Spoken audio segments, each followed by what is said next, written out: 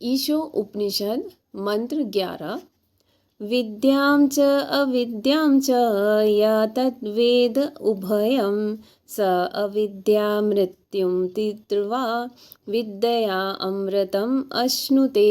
अब यहाँ पे बोल रहे हैं कि जो लोग, ऐसे मनुष्य जो अविद्या और विद्या यानी कि दिव्य ज्ञान को एक साथ क्या कर सकते हैं, सीख सकते हैं, तो वो क्या कर सकते हैं, वो इस जन्म मृत्यु के जो चक्र है उसको, उससे वो पार हो सकते हैं और वो क्या कर सकते हैं, अमरता के पूर्ण वरदान को भोग सकते हैं।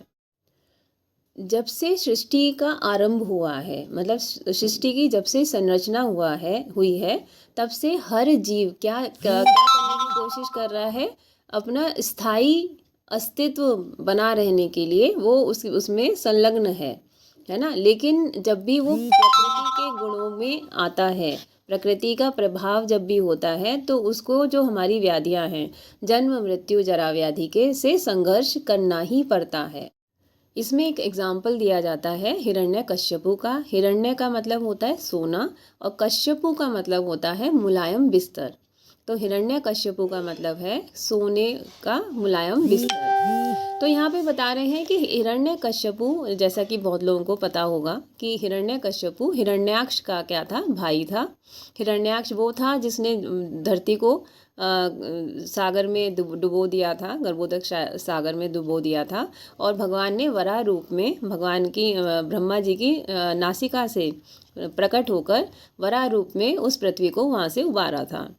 लेकिन क्योंकि वराह रूप में उन्होंने उनका वध किया था हिरण्याक्ष का, तो हिरण्यकश्यपु का उसी समय से द्वेष भाव था, किसके प्रति, विष्णु, भगवान विष्णु के प्रति। तो उसने क्या किया, उसने बहुत टाइम तक उसने ध्यान योग संपन्न किया, जिससे कि क्या हुआ, जितने भी लोग थे वो क्या हुए, हिलने लगे। मतलब उसका तप इतना तीव्र था जिसकी वजह से ब्रह्मा जी को नीचे आना पड़ा। और आप सभी को पता है उसने क्या वरदान मांगा, कि उसने वरदान मांगा ब्रह्मा जी से कि मुझे अमर तत्व का वरदान दीजिए। तो ब्रह्मा जी ने एक बात यहाँ पे नोट करने वाली है, क्या बोला कि मेरी भी मृत्यु अवश्यम भावी है। जब मैं ही अमर नहीं हूँ तो मैं किसी को अमरत्व का वरदान कैसे दे सकता हूँ। तो भी इस मनुष्य, मतलब इस राक्षस ने क्या किया, अपनी तीव्र बुद्धि चलाई और उसने बोला कि मैं ना दिन में मरूं, ना रात में मरूं, ना कि 84 लाख योनियों में से किसी भी जीव से मरूं, ना ऊपर मरूं ना नीचे मरूं। मतलब जितनी भी पॉसिबिलिटीज़ अवेलेबल थी, मतलब उसके दिमाग में आई, वो उसने सब मांग लिया और ब्रह्मा जी ने भी उसको तथास्तु कह दिया। बिना बिना कुछ सोचे समझे उन्होंने ये वरदान उसको दे दिया। और आप सभी जानते हैं कि वो क्या बनने लगा, वो उसने सोचा कि मैं अब क्या हूँ, इस पृथ्वी पर मैं भगवान की क्वालिटीज़ रखता हूँ। मतलब मैं मरूंगा नहीं कभी भी, मैं ना वृद्ध होऊंगा, ना मुझे कोई मार सकता है, ना दिन में ना रात में, ना मतलब उसे कोई मार नहीं सकता। किसी ऋतु में नहीं मरेगा, किसी मास में नहीं मरेगा, है ना। वो सारे, किसी अस्त्र से नहीं मरेगा, किसी शस्त्र से नहीं मरेगा। तो उसने बहुत कोशिश की कि वो क्या कर रहे, इस धराधाम में रहे। उसका बहुत ही संपन्न राज्य था। अब यहाँ पे बता रहे हैं क्योंकि क्या है, कोई भी जीव जिसने की जन्म लिया है उसकी मृत्यु निश्चित है ना। तो अभी क्या है कि हिरण्यकश्यपु कैसे रहता था, स्त्री और धन में ही उसका मन रहता था। स्त्री और धन में ही वो हमेशा अमरता का वरदान लेके भोग करना चाह रहा था। आगे बता रहे हैं कि अब आप सभी को पता है कि ना तो उसने बोला ना मेरी जो है मृत्यु पृथ्वी पर हो, ना आकाश में हो, ना जल में हो, है ना। और भगवान ने क्या किया, आप सभी को पता है भगवान क्या है, भगवान कुछ भी कर सकते हैं। तो भगवान कहाँ से प्रकट हुए, खम्भे में से। प्रहलाद महाराज ने कहा मेरे भगवान इस खम्भे में है ना। तो वो वहाँ से भी प्रकट हुए। नाखूनों से उन्होंने मारा, क्योंकि ना तो वो अस्त्र है ना शस्त्र है। कहाँ संध्या काल में मारा, और कहाँ मारा, चौखट पे बैठ के, है ना। तो मतलब कितनी सारी, आप कितनी भी बुद्धि लगा लो, लेकिन भगवान के आगे आपकी किसी की भी एक भी नहीं चलेगी। तो आपकी एक भी नहीं चलेगी और प्रकृति के नियम इतने कड़े हैं और इतने सटीक हैं कि कोई भी इससे पार नहीं हो सकता। और कोई भी इससे पार कब तक नहीं हो सकता, जब तक उसकी अविद्या का जाल उसके ऊपर केंद्रित रहेगा, जब तक कि उसके ऊपर अविद्या का जाल रहेगा। तो ये क्या है, अविद्या के लक्षण हैं, है ना। आगे बता रहे हैं कि हमें क्या करना चाहिए इससे पार लगने के लिए। हमें पवित्र साहित्य को पढ़ना चाहिए, जैसे वेदांत सूत्र हैं, भगवत गीता है, भगवान की वाणी है, और श्रीमद् भागवत है। भागवतम भी अपने आप में भगवान ही है ना।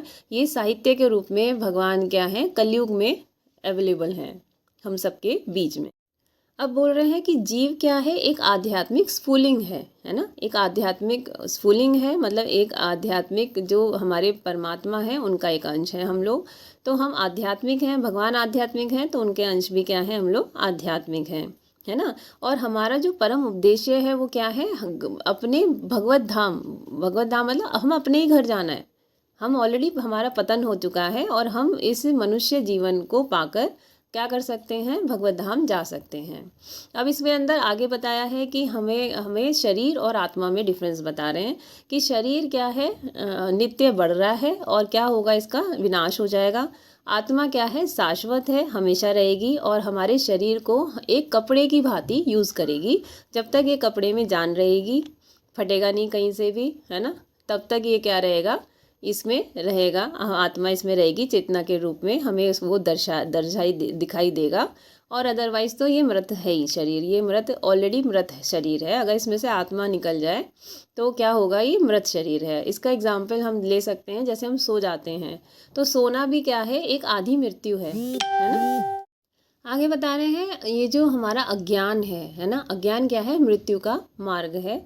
एग्जाम्पल दे रहे हैं कि अगर हमें क्या है कि असली इंद्रिय भोग करना है, तो असली इंद्रिय भोग कब होगा, जब हमारा ये अज्ञान मिट जाएगा, है ना।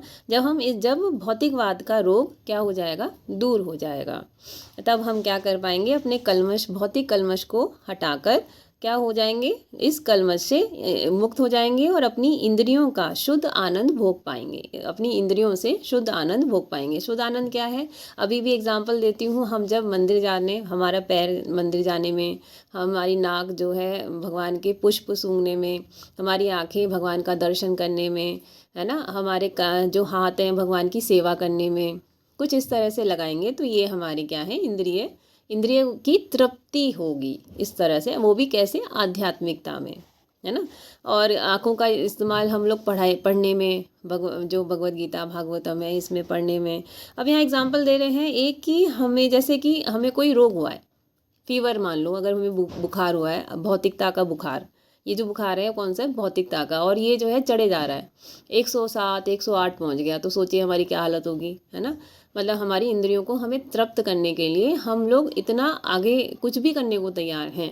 तो इसमें एग्जांपल दे रहे हैं कि जैसे बुखार चढ़ता है इंद्रियों के, मतलब जैसे हमने कहा हमें तो ये चीज़ चाहिए, हमें ये चीज़ चाहिए, तो हमें क्या चढ़ रहा है, ये बुखार चढ़ रहा है। एक तरह से हमें हमारी इंद्रियों को तुष्ट करना है।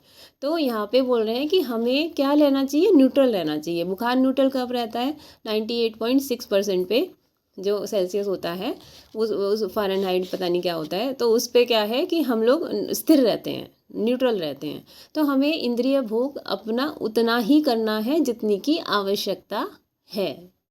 और इसका अर्थ ये नहीं है कि हमें अपनी आवश्यकताओं की पूर्ति नहीं करनी है। हमें अपनी आवश्यकताओं की पूर्ति जितने में हो सकती है उतना हमें क्या करना चाहिए, अपने शरीर का पालन अवश्य करना चाहिए। ये नहीं कि सब कुछ छोड़ो और चलो हरिद्वार, ऐसा नहीं करना है। हमें क्या करना है कि हमें अपनी इंद्रियों की, मतलब इंद्रियों के लिए हमें कार्य नहीं करना है, हमें अपनी आवश्यकता के लिए ही अपने शरीर के लिए कार्य करना चाहिए। आगे बता रहे हैं विद्या का मार्ग क्या है ना, विद्या हमें कैसे मिल सकती है। तो इसमें अत्यंत सुंदरता से बताया है कि श्रीमद् भागवत में प्रस्तुत किया गया है। और ये कैसे प्रस्तुत किया है, श्रीमद् भागवतम द्वारा, जो कह रहे हैं मनुष्य को परम सत्य की खोज में अपने जीवन का सदुपयोग हम कब करेंगे, अपने जीवन का सदुपयोग करने का आदेश देता है। भगवत गीता भागवतम हमें बोल रहा है कि क्या अपने जीवन का सदुपयोग करो। कैसे करो, एक तो परम सत्य को जानो। परम सत्य 3 प्रकार से हम जान सकते हैं, ब्रह्म, है ना, परमात्मा और भगवान के रूप में। और अर्थात पूर्ण पुरुषोत्तम परमेश्वर के रूप में हम जान सकते हैं, ठीक है, परम सत्य को। आगे बता रहे हैं, और इसे कौन जान सकता है? जो विशाल हृदय वाले। इससे जो पहले वाले जो श्लोक था, 10वां मंत्र जो था, उसके अंदर 18 चीज़ें बताई गई थी कि 18 चीज़ों के अलावा जो विद्या को हम अनुशीलन, विज्ञान का अनुशीलन हम कर सकते हैं, वो 18 चीज़ें जो 10वें मंत्र में पिछले वाले उसमें मैंने बताई हैं, जो मैंने वीडियो बनाई है उसमें मैंने बताई हैं। तो जो 18 चीज़ें इनको फॉलो करेगा वो भगवान को जानने में, मतलब वो क्या है, यूज़ होती हैं, भगवान को जानने में मदद करती हैं, उन्हें हमें फॉलो करना चाहिए। तो विशाल हृदय वाले उन सबको फॉलो करके महाभागवत बन जाते हैं, ठीक है। और भक्ति में सेवा मतलब करते हैं। मेन क्या है, हमें क्या करना है, इन 18 सिद्धांतों का मुख्य लक्ष्य क्या है, इन 18 चीज़ों का जो 18 जो क्रमांक हैं, इनका उद्देश्य क्या है, मेन उद्देश्य क्या है कि भगवान की दिव्य भक्ति में सेवा करना, सेवा प्राप्त करना है। भगवान की दिव्य भक्ति में सेवा हम प्राप्त कर सकते हैं। और विद्या का लक्ष्य का निश्चित मार्ग यहाँ पे श्रील रूप गोस्वामी भी बता रहे हैं। क्या बता रहे हैं? तस्मादेकेन मनसा भगवान सात्वतां पति श्रोतव्य कीर्तव्यश्च ध्येयः पूज्यश्च नित्यदा। अब इसमें बोल रहे हैं कि मनुष्य को अपना एकाग्र मन करना है ना, इधर उधर भटके नहीं। एकाग्र मन से पूर्ण पुरुषोत्तम भगवान का क्या करना है, निरंतर, एक वर्ड यूज़ कर रहे हैं, एक एक वर्ड का बहुत मीनिंग है। तो पूर्ण पुरुषोत्तम भगवान का निरंतर क्या करना है, श्रवण सुनना है, उनका यशगान करना है वाणी के द्वारा, स्मरण करना है यानी कि याद रखना है, पूजा करनी है, पूजन करना चाहिए। जो भक्तों के क्या है, रक्षक हैं, हमें उनका ये सब चीज़ें करनी चाहिए। सुनना है, बोलना है और याद रखना है, स्मरण करना है ना, यशगान करना है। जब तक, कब तक करना है? जब तक धर्म, अर्थ, काम, ये और काम और का लक्ष्य भगवत भक्ति की प्राप्ति नहीं होता। जब तक कि हम ये ना कर लें कि हमें भगवत प्राप्ति ना हो, तब तक हमें ये सब कार्य करने हैं, है ना। क्या कार्य करने हैं? श्रवण, यशोगान, स्मरण, पूजा, ठीक है। नवदा भक्ति है ये, वो बताई गई है इसमें, उसमें से जो है यहाँ पे 4 या 5 बताई हैं। आगे बोल रहे हैं, तब तक वे अविद्या के ही विभिन्न रूप होते हैं। जब तक हमें ये सब नहीं मिलता है, जब तक कि हमें धर्म, अर्थ, काम जो है ये हमारी कैसे नहीं लग जाती, भगवत प्राप्ति में नहीं लग जाती, भगवत प्राप्ति के लिए हम कार्य नहीं करने लगते, तब तक ये क्या रहेगा, अविद्या में हम फंसे रहेंगे। जैसा कि कौन बता रहा है, ईशोपनिषद के अगले मंत्रों में, आगे जो आएंगे ना मंत्र, उसमें आगे बताया जाएगा। हरे। तो ये जो मंत्र है ना, इसका जो मेन उद्देश्य है बताने का, वो ये बता रहे हैं कि मनुष्य को, अभी हम अविद्या वाली स्थिति में हैं, लेकिन अविद्या के साथ साथ जब हम ज्ञान के अनुशीलन में दोनों को एक साथ लेके चलते हैं, तब हम क्या कर सकते हैं, मोक्ष को प्राप्त कर सकते हैं। मोक्ष को प्राप्त करने के लिए उन्होंने बताया कि मोक्ष का जो मार्ग है वो क्या क्या है, कैसे प्राप्त कर सकते हैं। एक एग्जाम्पल दिया हिरण्यकश्यपु का, जिसने बहुत कोशिश की जन्म मृत्यु जरा व्याधि से बचने की, अमरत्व प्राप्त करने की, मगर ऐसा नहीं हुआ। आगे बताया इन्होंने कि कौन इसे प्राप्त कर सकते हैं, जो विशाल हृदय वाले हैं। विशाल हृदय वाले हम भक्त कैसे बन सकते हैं, जब हम 18 जो हमारे पिछले उसमें बताए गए थे उन नियमों का पालन करेंगे, तब हम क्या कर सकते हैं, इस अविद्या को विद्या में कन्वर्ट कर सकते हैं। ज्ञान का अनुशीलन हम कर सकते हैं भगवान को जानने में। और भगवान को जानने के लिए हमें क्या करना है, श्रवण, कीर्तन, स्मरण, पाद सेवन, ये जितने भी नवदा भक्ति के जो कार्य हैं ये हमें करने हैं। और इसको कब तक करना है, कब तक करते रहना चाहिए, जब तक कि हमारे जो धर्म, अर्थ, काम, जब तक ये भगवत प्राप्ति के लिए, जब तक भगवत प्राप्ति नहीं होती, तब तक हमें इनको करते रहना है। तो बहुत अच्छा श्लोक है, इसको बहुत अच्छे से समझना है, उसके बाद में समझकर छोड़ नहीं देना है, समझकर उसका पालन करना है। हरे कृष्णा।